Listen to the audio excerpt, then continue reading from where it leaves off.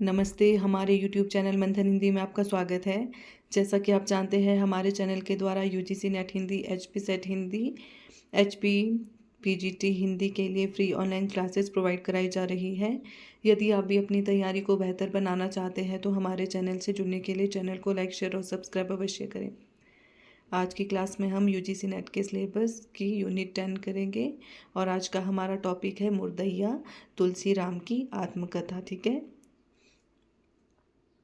जो तुलसी राम है इनका जन्म वर्ष है 1949 ईस्वी और आज हम इनकी आत्मकथा मुर्दैया के विषय में चर्चा करेंगे। आइए शुरुआत करते हैं आज के लेक्चर की। डॉक्टर तुलसी राम की आत्मकथा 2 खंडों में विभक्त है। प्रथम खंड का नाम मुर्दैया तथा द्वितीय खंड का नाम मणिकर्णिका है। ठीक है, मुर्दैया में डॉक्टर तुलसी राम ने अपने जीवन की कथा को पाठक के सामने वैसे ही रख दिया है जैसा कि उन्होंने जिया और महसूस किया। मुर्दैया आजमगढ़ में स्थित लेखक के गांव के शमशान घाट का नाम है। यह दलित जीवन की कर्मस्थली है।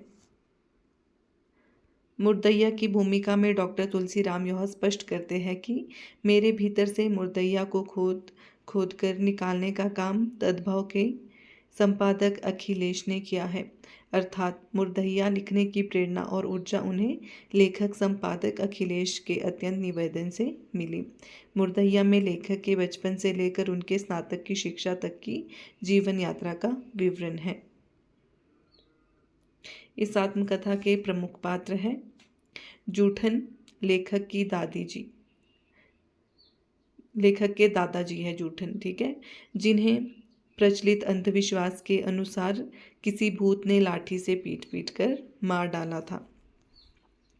अन्य पात्र है मुसड़िया, 100 वर्ष से भी ज्यादा जीवित रहने वाली लेखक की दादी। धीरजा, लेखक की माताजी, सीधी सादी घरेलू स्त्री।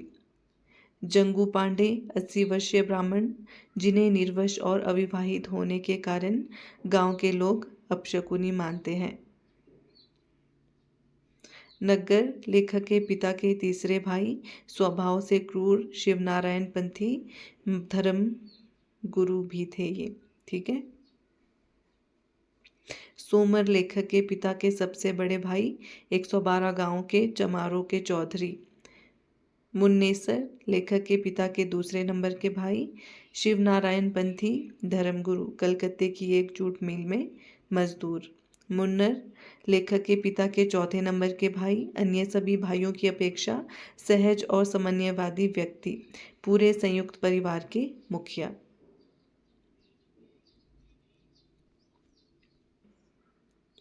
अन्य प्रमुख पात्र है संकठा सिंह, प्राथमिक विद्यालय के लेखक का सबसे करीबी मित्र। कुद्दन, लेखक के नग्गर चाचा का बेटा, जिसे चुड़ैल के सपने आते हैं। किसोनी भौजी, 22 वर्ष की यह स्त्री अपने हृदय विदारक गृहस्थिक और वैवाहिक दुख को चिट्ठी के मार्फत कोयलरी के मजदूरी कर रहे अपने पति तक पहुंचवाती है। चिट्ठी लिखने का काम बालक तुलसीराम का होता है। जेदी चाचा, लरखूर, गांव के सामान्य हरवाहे, जिन्हें द्वितीय विश्व युद्ध के दौरान अंग्रेज अन्य मजदूरों के साथ जबरन उठा ले गए थे। पत्तू मिसिर, जिसके बगीचे से लेखक मलदैया आम तोड़ता है और पत्तू उसे शुद्ध बाबा का भूत समझकर डर जाता है। कर पात्रे जी, राम राज्य परिषद पार्टी के नेता, हिंदू कोड बिल के विरोधी। हीरालाल, लेखक के सहपाठी परंतु अकारण ही लेखक से ईर्ष्या रखने वाले। पारसनाथ पांडे, लेखक को स्वाधीनता के सेनानियों के बारे में पढ़ाने वाले शिक्षक, गंभीर और विनम्र। ये सभी पात्र आपको याद रखने हैं क्योंकि परीक्षा में ये पूछा जाता है।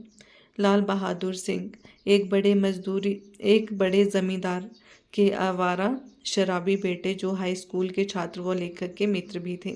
सुग्रीव सिंह, गोरखपुर विश्वविद्यालय से बीए पास करके आए हुए शिक्षक, ये हिंदी पढ़ाते हैं, लेखक को खूब प्रोत्साहित करते हैं और उसके संरक्षण की भूमिका निभाते हैं। चिंतामणि सिंह एक बड़े जमींदार के पुत्र, लेखक के सहपाठी और घोर हितैषी। रूपराम परीक्षा के लिए लेखक जिसके घर पर किराएदार के तौर पर रुकता है, और यह रूपराम लेखक के ऊपर हीरालाल सिंह नामक स्वर्ण छात्र द्वारा किए गए हिंसक व्यवहार का बदला लेने के लिए भी तैयार हो जाता है। तपसीराम लेखक से बीएचयू में हुई भेंट के बाद लेखक के मित्र बन जाते हैं, वहीं एलएलबी के छात्र हैं। ये लेखक को लगातार प्रेरणा और हौसला देते हैं कि आगे की पढ़ाई यहीं बीएचयू में करनी है। रामधन आजमगढ़ के प्रसिद्ध दलित नेता। देवराज सिंह ऊपर से लेखक के मित्र बनते हैं, परंतु छल और विद्वेष से लेखक की छात्रवृत्ति में से आधे 81 रुपये जबरन ले लेते हैं। अब है इसके प्रमुख उदाहरण। ठीक है, जो तुलसीराम की आत्मकथा है मुर्दैया, उसके प्रमुख उदाहरण जो परीक्षा में पूछे जाते हैं। भूमिका से है ये। भूमिका से कुछ प्रमुख उदाहरण। मुर्दैया हमारे गांव धर्मपुर आजमगढ़ की बहुउद्देशीय कर्मस्थली थी। चरवाही से लेकर हरवाही तक के सारे रास्ते वहीं से गुजरते थे। हमारे गांव की पॉलिटिक्स यानी भू राजनीति में दलितों के लिए मुर्दैया एक सामरिक केंद्र जैसी थी। बचपन में दुखित होने का मतलब होता था आंखों में आंसू आ जाना। ऐसे अवसरों पर मेरी दादी आंख धो लेने को कहती थी, किंतु आज का अनुभव बताता है कि चंद पानी के छींटों से दुख की निशानी नहीं मिट पाती। बढ़ते हुए शहरीकरण ने हर एक के जीवन को प्रभावित किया है। भूत भी इससे अछूते नहीं हैं। अब है भूत ही पारिवारिक पृष्ठभूमि की प्रमुख पंक्तियां हैं। मूर्खता मेरी जन्मजात विरासत थी। हकीकत तो यह है कि आज भी करोड़ों भारतीय मीनांदर की कसौटी पर खरा उतरते हैं। अन्य प्रमुख उदाहरण है। गांव वालों का कहना था कि मेरी दादी ने कौवा का मांस खाया है, इसलिए वह मरती नहीं है। संभवतः मेरे माँ बाप की सर्वोच्च आकांक्षाओं की पहुंच मुझे एक सिद्धहस्त मच्छर मरवा के रूप में देखने तक ही सिमट कर रह गई थी। उस समय गांव में दलितों के अलग देवी देवता होते थे, जिनकी पूजा सवर्ण नहीं करते थे। हमारे गांव में चमरिया माई और डीह बाबा दो ऐसे ही देवी देवता थे, जिनकी पूजा दलित करते थे। पिताजी के सबसे बड़े भाई, जिनका नाम सोमर था, 12 गांव के चमारों के चौधरी चुने गए थे। भारत की आज़ादी के पूर्व न जाने कब से पूर्वी उत्तर प्रदेश के अनेक क्षेत्रों की एक परंपरा के अनुसार चमारों का 12 गांवा होता था, अर्थात 12 गांव के चमारों की एक बृहद पंचायत होती थी, जिसमें कोई एक व्यक्ति सर्वसम्मति से चौधरी चुना जाता था। इस चौधरी को व्यवहारिक रूप में एक न्यायाधीश की तरह अधिकार प्राप्त होता था। अन्य पंक्ति है। यौन संबंध से जुड़ी युवती के पूरे परिवार को कुजाति घोषित कर दिया जाता था। कुजाति का मतलब होता था उसका हुक्का पानी बंद, अर्थात संपूर्ण रूप से 12 गांवों द्वारा बहिष्कार। हमारे घर में शिव नारायण पंथ की परंपरा में साल में 3 अवसरों पर समारोह होता, जिसमें बड़ी संख्या में चेले उपस्थित होते। ये 3 अवसर होली, दिवाली, कृष्ण जन्माष्टमी के दिन आते। इन समारोहों में गादी लगाना कहा जाता था। वह मुर्दैया तथा स्कूली जीवन।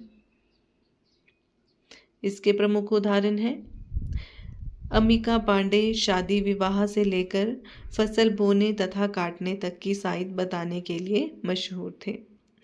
उस समय के अध्यापक बरसात बताने पर हर एक का जन्मदिन, 1 जुलाई जाड़ा बताने पर 1 जनवरी या गर्मी बताने पर 1 मार्च लिख देते थे। यही फॉर्मूला भारत के अनेक गांव में आज भी प्रचलित है। परिणाम स्वरूप नौकरी पेशे वाले अधिकतर दलित इन्हीं तारीखों पर रिटायर हो जाते हैं। कक्षा 2 में जाने के लिए मुंशी जी ने हर बच्चे से 2 रुपया पस्कराई यानी पास कराने का घूस लिया। यह 2 रुपया मुझे बड़ी मुश्किल से घर से प्राप्त हुआ। यह पस्कराई सभी अध्यापक लेते थे और जो बच्चा नहीं देता उसे फेल कर दिया जाता था। दादी लेटकर अपने 2 घुटनों को मोड़कर मुझे बैठा लेती और झूले की तरह आगे पीछे झुलाते हुए एक छोटी सी काव्यमय कहानी गाती जाती। वह कहानी इस प्रकार थी। राजा रानी आवेली, पोखरा खनावेली, पोखरा के तीरे तीरे इमली लगावेली, इमली के खोडरा में 32 अंडा, रामचंद्र फटकारे डंडा, डंडा गयल रेत में, मछली के पेट में, गौवा कहे काँव काँव, बिलार कहे झपटो, आग लगड़ी के टांग, दही के रहरी में पटको, रहरी में पटको। यह कहानी खत्म होते ही दादी जोर जोर से लल्ला पल्ला कहते हुए पैरों पर बैठाए मुझे ऊपर हवा में उछाल देती। अन्य पंक्ति है। हमारे घर में सोने के लिए जाड़े के दिनों में घर की फर्श पर धान का पौरा अर्थात पुआल बिछा दिया जाता था। उस पर कोई लेवा या गुदड़ी बिछाकर हम धोती ओढ़कर सो जाते थे। हमारे क्षेत्र के तमाम ब्राह्मण उस समय की 2 बैलों की जोड़ी चुनाव चिन्ह वाली कांग्रेस पार्टी के कट्टर समर्थक थे। इन्हीं सी वानों से घिरे हमारे धर्मपुर गांव के सबसे उत्तर में अहीर बहुल बस्ती थी, जिसमें एक घर कुम्हार, एक घर नोनिया, एक घर गडेरिया तथा एक घर गौड़ भड़बूजा का था। बीच में बभनोटी ब्राह्मण टोला तथा तमाम गांव की परंपरा के अनुसार सबसे दक्षिण में हमारी दलित बस्ती। एक हिंदू अंधविश्वास के अनुसार किसी गांव में दक्षिण दिशा से ही कोई आपदा, बीमारी या महामारी आती है, इसलिए हमेशा गांव के दक्षिण में दलितों को बसाया जाता था। अतः मेरे जैसे सभी लोग हमारे गांव में इन्हीं महामारियों, आपदाओं का प्रथम शिकार होने के लिए ही दक्षिण की दलित बस्ती में पैदा हुए थे। रोज स्कूल जाते हुए ऐसा नज़ारा देखना हमें अत्यंत भयभीत कर देता था। उनके बारे में अफवाह फैली हुई थी कि मुर्दा खाने से ये सियार पागल हो जाते हैं, इसलिए आदमी को दौड़ाकर वे काट कर खा जाते हैं। इस डर से कोई उन्हें भगाने नहीं जाता था और ना कोई उन बची कुची लाशों को फिर से दफनाने ही जाता। लड़कों को रावण की सेना में विभिन्न राक्षसों की भूमिका दी जाती थी। हम राक्षस बने रामलीला में रोज मरते रहते थे। आज़ादी के बाद स्कूली छात्रों के बीच श्रमदान एक आवश्यक क्रिया होती थी, जिसके तहत हम स्कूल पहुंचते ही पूरे स्कूल की सफाई करते थे। पढ़ाई के दृष्टिकोण से हेडमास्टर परशुराम सिंह मेरे सबसे बड़े प्रेरणा स्रोत थे। वे हमेशा कक्षा में मेरी प्रशंसा करते और जब ज़्यादा खुश होते तो कहते, ई चमरा एक दिन हमरे स्कूल का इज्जत बढ़ाई। पनिया भरत के हिनकर टिकवा हरेले रामा, रोवत घरवा आवे ले रे सांवर गोरिया। आम भाषा में धोबियउआ नाच कही जाने वाली यह दुनिया की एकमात्र ऐसी नृत्य शैली है जिसमें घंटियों वाला घुंघरू पैर के बदले कमर में बांधा जाता था। मुर्दैया के गिद्ध तथा लोक जीवन के प्रमुख उदाहरण। पोखरे की तरफ से आते हुए रामचरण यादव जी मुझे देखकर बोल पड़े, आज तो कोनो काम ना होई, ई कनवा समने पड़ी गयल। इसके बाद उन्होंने तेज आवाज में पूछा, कहवा जात हउवेरा कनवा। सन 1959 की गर्मी ग्रीष्म ऋतु लगातार 2 साल से अकाल के कारण निहायत दुर्दिन में बदल चुकी थी। दलित बस्ती में चिट्ठी लिखने वाले के रूप में मेरी मांग बहुत बढ़ गई थी। अन्य पंक्ति है कि सोनी भौजी 2 बच्चों की माँ थी, किंतु उम्र मुश्किल से 22 साल। उसके अंदर टुकड़ा सुनाने की अद्भुत वर्णनात्मक शैली का समावेश था।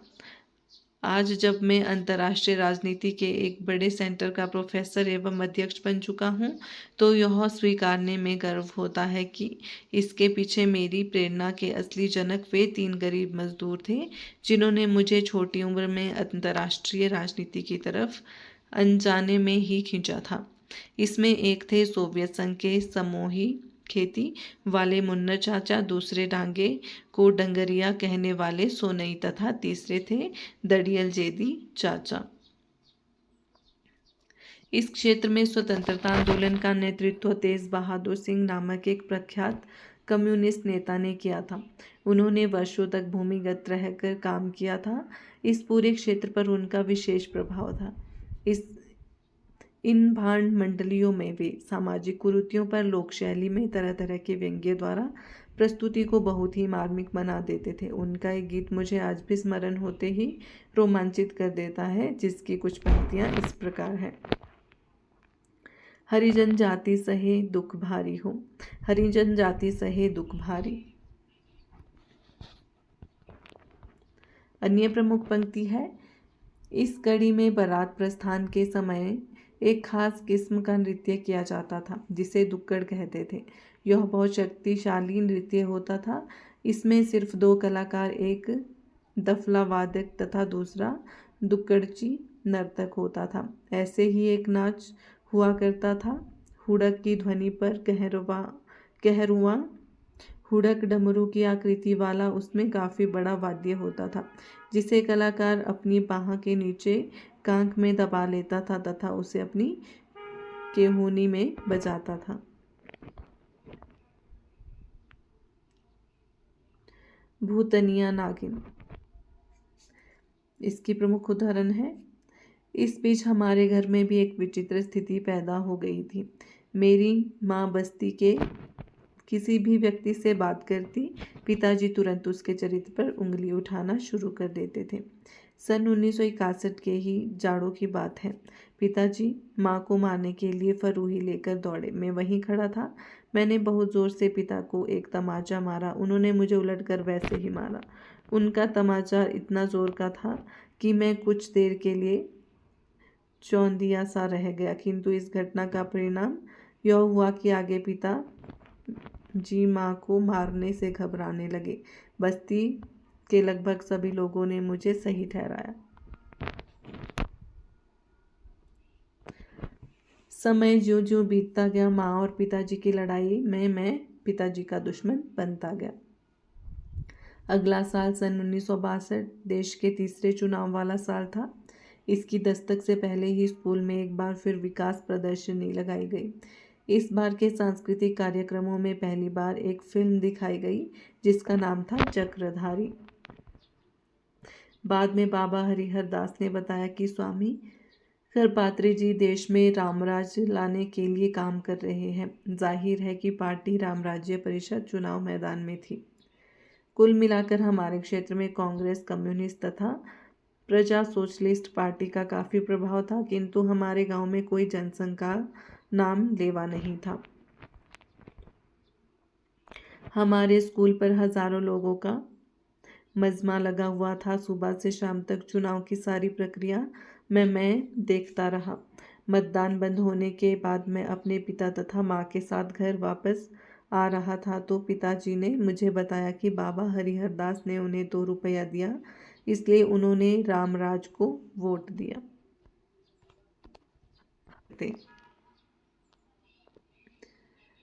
उस समय चीन के बारे में अनेक किस्से कहानियां स्कूल तथा गांव में फैली हुई थी। नग्गर चाचा का बेटा कुद्दन ना जाने कहाँ से सुनकर आया था। वह कहता था कि चीन में जब लोग 60 साल के बूढ़े हो जाते हैं तो उन्हें सरकार अच्छा खाना खाने की दावत देती है। फिर दावत में आए हजारों बूढ़ों को गोली मार दी जाती है। चले बुद्ध की राह। धर्मदेव मिश्र स्वयं कवि थे।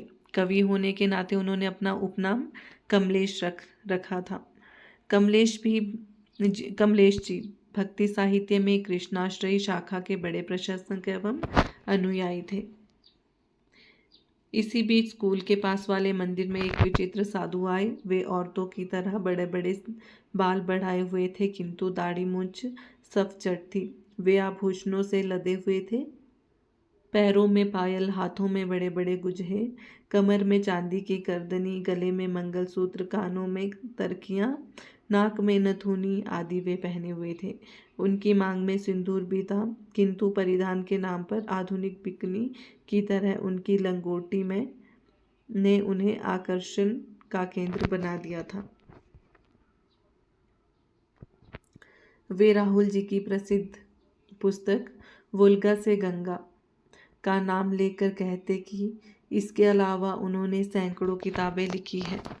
राहुल सांकृत्यायन के बारे में यह सब सुनकर मेरे मन में उत्कंठा जगती कि मैं भी उनके जैसा होता तो कितना अच्छा होता।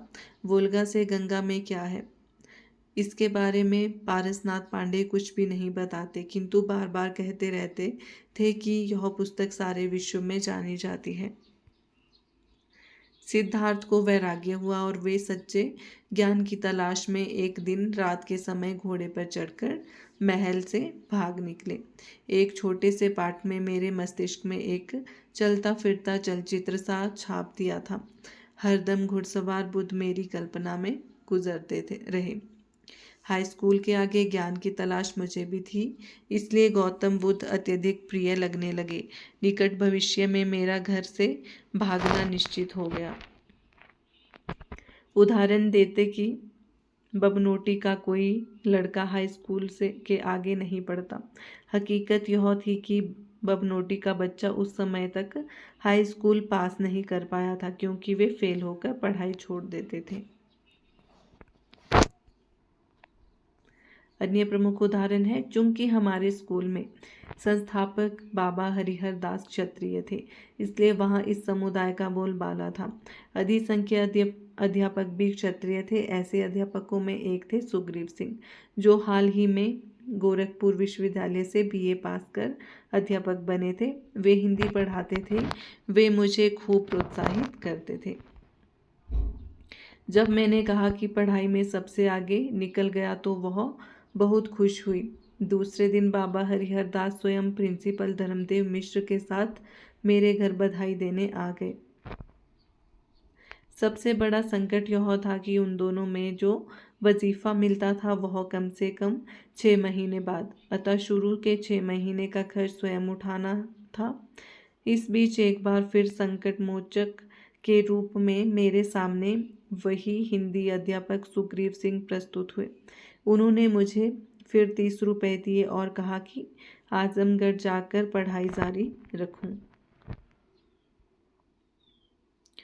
उस जंगल में मैं जैसे जैसे आगे बढ़ रहा था, मुर्दैया पीछे छूटती चली जा रही थी, और साथ ही छूट रहे थे इस प्रिय स्थली के अनगिनत यादों के ढेर। गौतम बुद्ध के लिए जो स्थान था आम्रपाली का, संभवतः वही थी मेरे लिए नटनिया।